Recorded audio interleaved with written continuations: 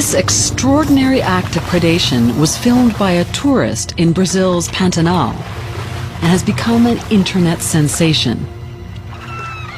It shows what skillful and audacious predators